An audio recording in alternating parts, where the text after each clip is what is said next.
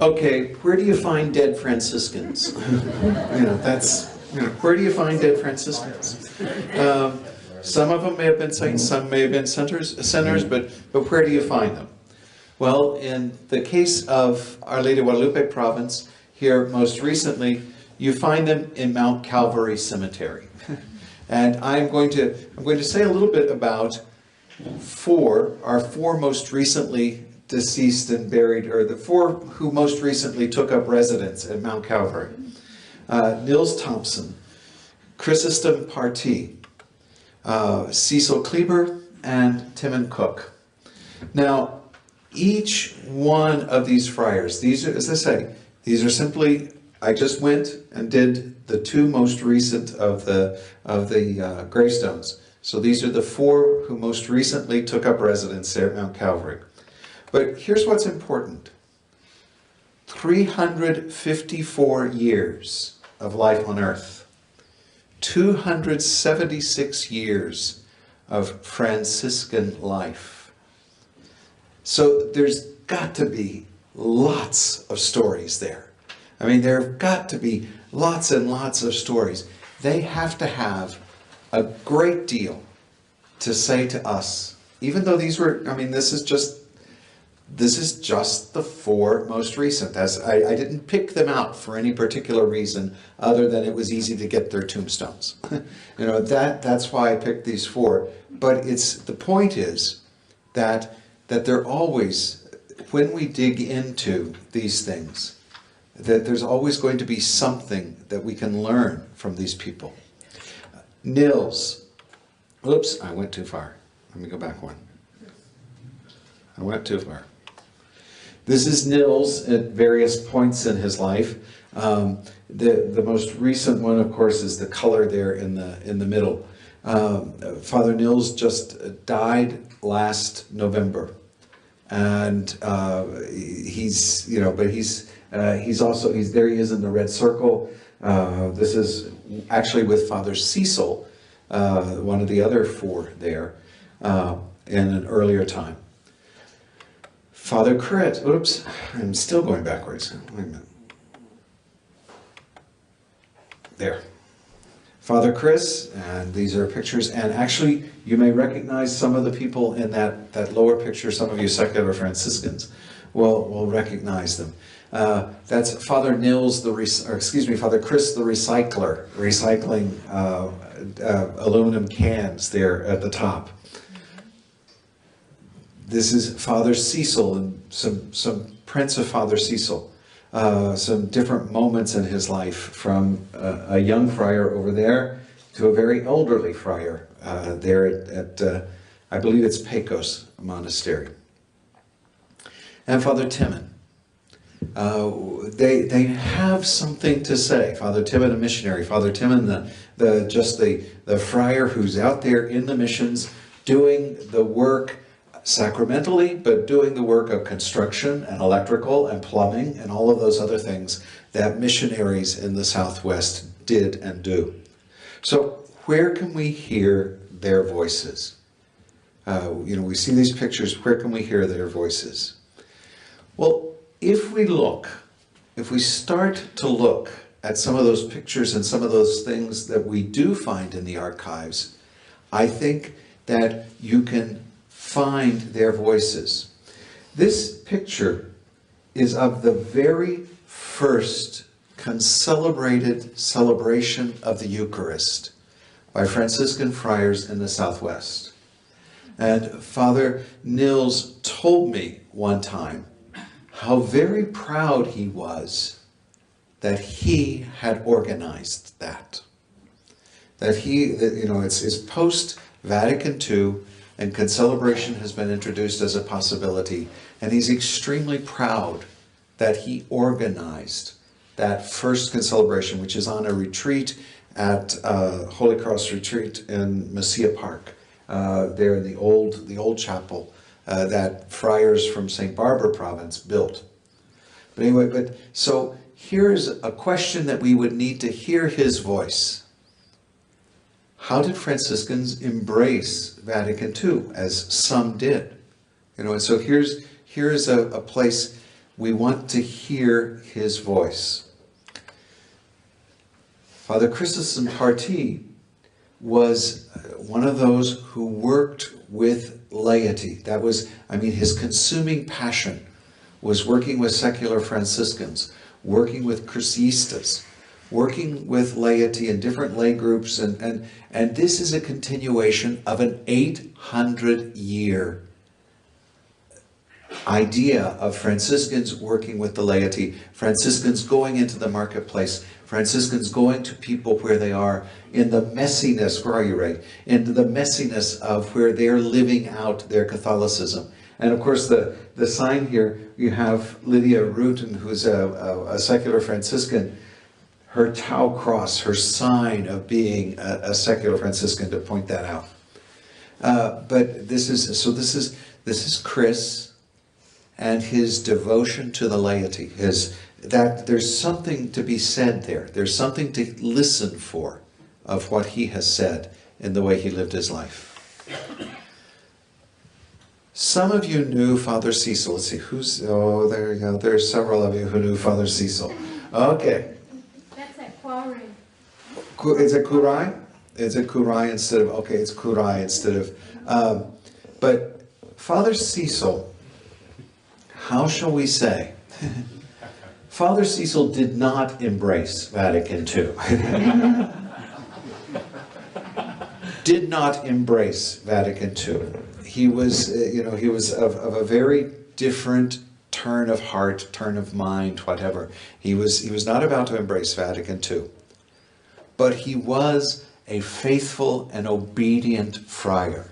That was at the heart and the soul of who he was. And yet, there does seem to be a distance between Father Cecil and the crowd. All the time, always, everywhere, there's a distance between Cecil and the crowd. Now, as he grew older, and in the last several months of his life, in part, I think, due to the fact that he couldn't be that independent and on his own kind of guy anymore himself, that he had to accept care from his brothers, care from his sisters, care from those who took care of him. That helped transform that. But still, he was always going to challenge. And I have no idea of what's going on at this meeting, but Charlie Martinez is our vicar provincial, and then there's me. And I know he's giving us both a good lesson about something. You could see it in his body language. He's ready to, that we obviously are being challenged by him. And that's that's a voice that we need to hear as well. To hear that voice. Father Timon was a quiet librarian who worked for years at the college library at Duns Scotus College in Detroit. But then he came out, he wanted to be a missionary here. He remained the quiet, behind-the-scenes kind of guy. He was never, and so he would do the work that he needed to do. He would build the church. He would do, I strongly suspect that he very seldom reached out to anyone, but he was always ready to listen to them and to come to them. And so again, it's a very different sort of voice.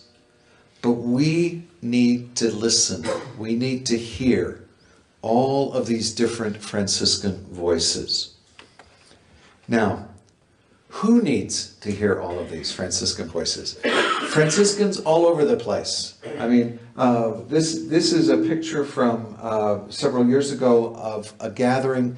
At the time, it was almost every friar in our province. It was for Father Avel's solemn profession of vows.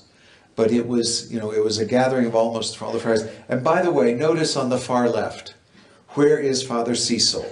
A little bit apart from everybody else. When you start to read the pictures as well as reading other documents. And I just had to throw this in because I got to go to Singapore and teach a couple of times. And, Franciscans all over need to hear Franciscan voices. But it's not only Franciscans that need to hear Franciscan voices. The church needs to hear Franciscan voices. This is Archbishop John Wester, who just came to join us here in the Archdiocese of Santa Fe last June. And not very long at all after he came, after he was installed, he attended our provincial assembly. And at that provincial assembly, we presented him with the kiva and the convento, with a poster from Pecos Pueblo, and told him the story of how archaeologists or historians had accepted superposition as what that meant until recently, when they discovered that the convento and the kiva had been built at the same time. And so it was a new religious authority coming into where a religious authority had been, but finding ways to work together, listening to one another, listening and being together. And so we were in hopes that this would be his time as Archbishop, will be a new and a long-established religious communities working together. So we gave him this, and he told me recently it's hanging in his dining room. I mean, he liked it. So it's there in his dining room. But so if Franciscans need to hear these Franciscan voices, if the church needs to hear these Franciscan voices, I also believe society at large needs to hear these Franciscan voices. This is part of one of my favorite ever Doonesbury cartoons. You know, and Gary Trudeau, when he was doing Doonesbury, he had the Rev who was all concerned with the nuclear freeze in the early 1980s. And so he's saying that we've got to, you know, freeze nuclear weapons from the Soviet Union and from the United States, and this is his big argument. And he's going to start a newsletter, and he's going to hawk the newsletter at demonstrations to raise money to buy a computer so he can get words out, you know, so he can get it more out. But I just love the reference, you know. I've always been like the Franciscans, depending on the kindness of strangers. that there is something in Franciscans that society needs to hear. There's something in that vulnerability. There's something in that openness to everybody. There's something there that we all need to hear, these Franciscan voices. To find Franciscan voices, I have personally gone to these archives. We have Franciscan archives literally all over the United States. You see the two in Santa Barbara, the Mission Archive Library and the Franciscan Provincial Archive, both there in Santa Barbara. We now have a gold star right here in Albuquerque. The archives of the Sacred Heart Province in St. Louis, the archives of Our Lady of Consolation, which is a conventual province in Mount St. Francis, just across the river from Louisville, Kentucky. The archives, Franciscan archives in Cincinnati, the Assumption Province archives in Burlington, Wisconsin, St. Joseph Province of the Capuchins in Detroit, two TOR provinces, Third Order Regular provinces, the two provinces that are in the United States. Their provincial archives are only about 20 miles apart in western Pennsylvania. Conventual province of, they just merged, and I can't think of the new name, but anyway. Our Lady of the Angels here. And then the Franciscan province of the Holy Name, which has their province in Butler, New Jersey, and the archives of the Immaculate Conception province in New York City. I actually only got to the outside of Immaculate Conception province. They're very close, but anyway, in those, in all of those, these places are places to hear Franciscan voices. Real quick, I just got back from Vietnam. I have a 500,000 Vietnamese dong bill. I will give it to anybody who can name where all these archives might have been. I know that was a time waster that doesn't need to be in here. Except This is at Hollidaysburg, Pennsylvania. It's one of those third order regular Franciscan archives. And I throw it in because of something else that's there at Hollidaysburg. And the things and the voices that you can hear in archives that you might never ever expect to hear. In my life story, there are many twists and turns. And one of those twists and turns is that I was raised Southern Baptist. And I entered the Roman Catholic Church when I was a freshman in college in Owensboro, Kentucky, at a good Methodist school, Kentucky Wesleyan. And so I entered there, and several years later, when I decided to enter the Franciscans, we needed paperwork. I needed paperwork about where I had entered the church. Well, God bless him and God rest his soul, Father Tony Ziegler, the diocesan priest who received me into the church, had not recorded that anyplace. He had just received me.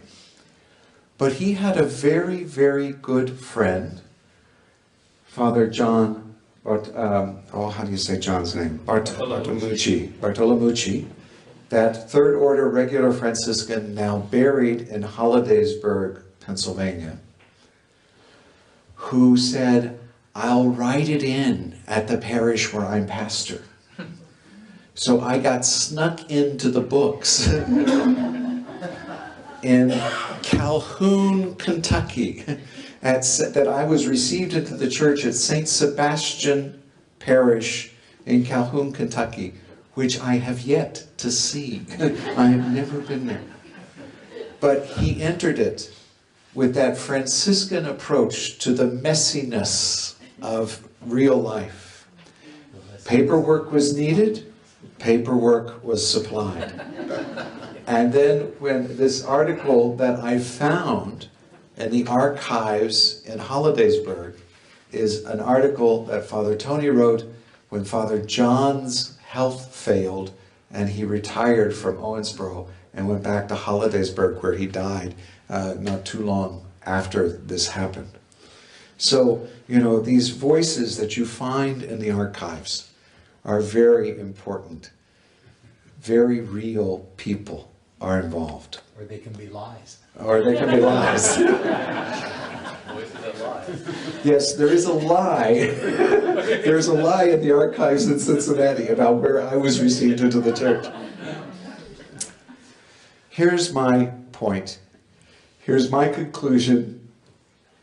Here's why I think what we are doing is so incredibly important and real.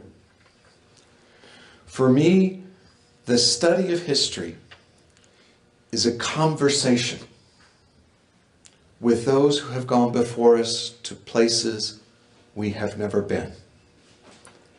That's everything that the study of history is. It's that conversation so that we can attempt to learn from them, so we can share the things that we have learned to do things better. But it's a conversation. And any good conversation, any rich conversation will arise from letting voices we may not have heard before lead us to places we never expected to go. That's what happens in good, rich conversation. That the conversations take on lives of their own, so that we can hear voices that we never expected to hear. We can go places we never expected to go, and learn things that we didn't know we didn't know. So, we find voices from the past in many places. Conversations with the living, or stories told in the memoirs of the famous. But to hear quiet voices never heard before, dig, into an archaeological site or into an archive. Find the records and recordings, the art and the artifacts. That's what we're going to try to do here. Thank you for being a part of it. Thank you.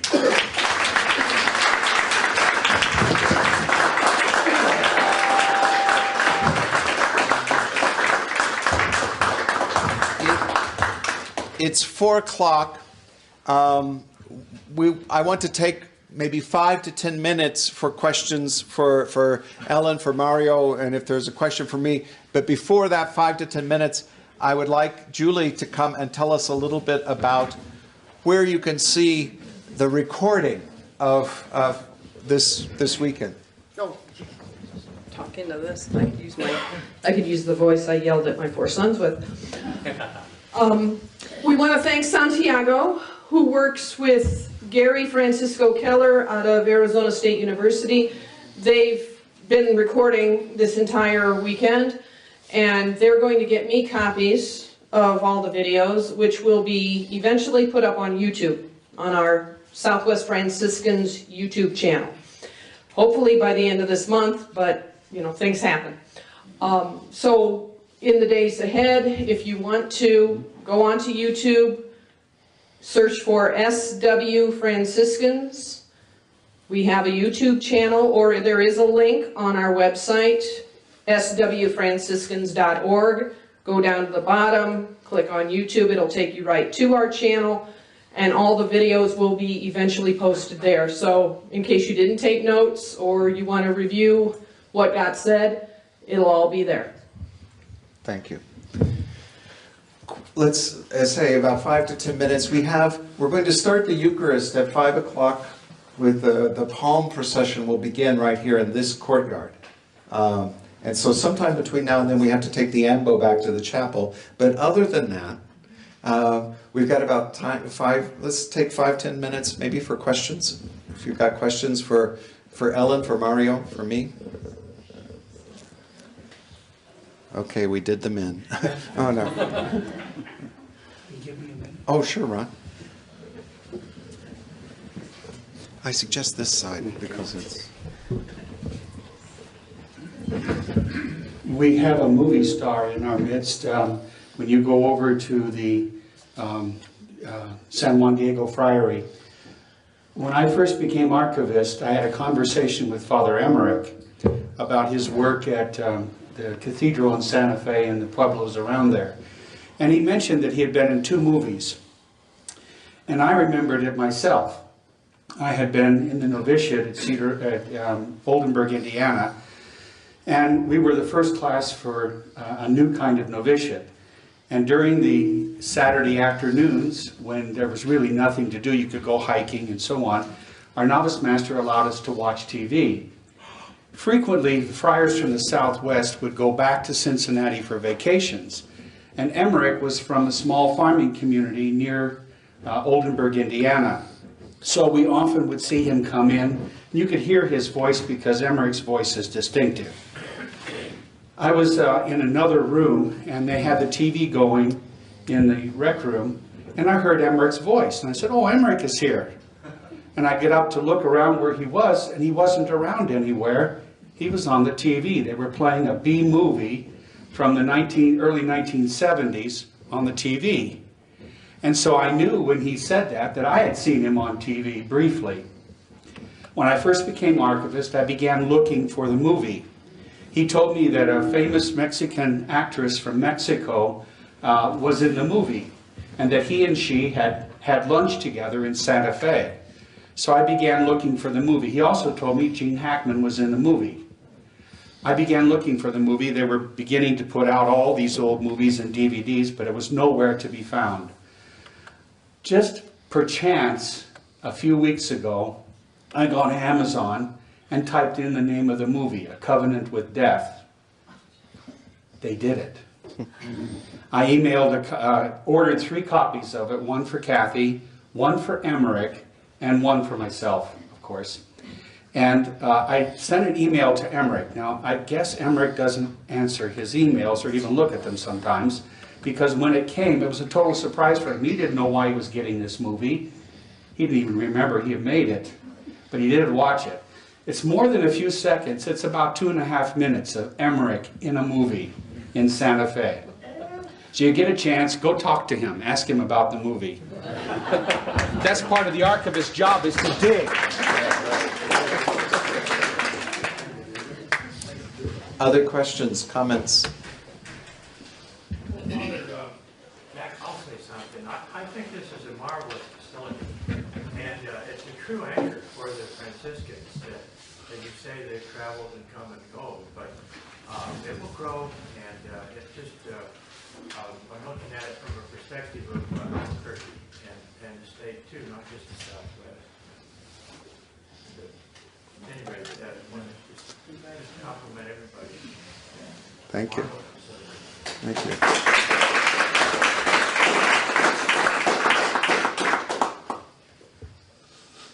Yes, Ray.